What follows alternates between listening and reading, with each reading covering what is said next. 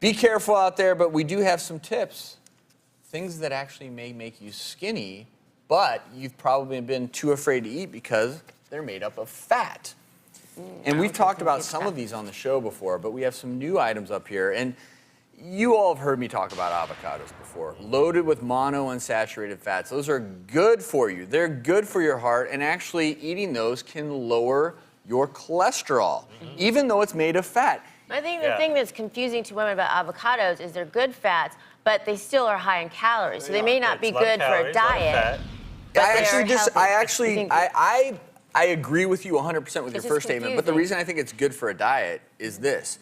These things satisfy you. So if you had a couple of slices of an avocado, you are going to feel so much more satisfied so that you don't have constant urges to eat.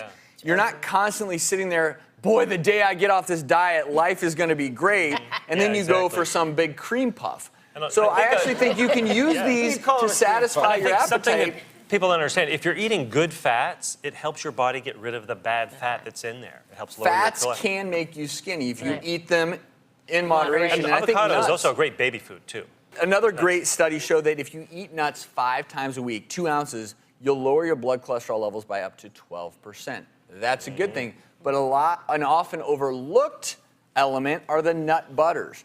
Great snack. You know, if you have an open-faced piece of whole wheat toast with a nut butter on it, it's very satisfying. You're getting the whole grains, the good fats, the good proteins. But one of the reasons we wanted to talk about this is an oftentimes much maligned food, the coconut. Coconut oil, it's made up primarily of saturated fats.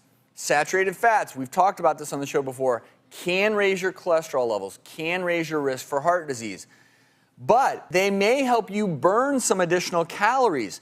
And I think it's tasty. And it's very tasty, and that's where you make sure it's a substitution. You're substituting. You're using coconut oil instead of some of the other oils. So the take home here for me is, you know, if you've got that cupboard with olive oil, canola oil, you can go ahead and have some of the coconut oil in there as well. Mix them up. Have fun with your cooking.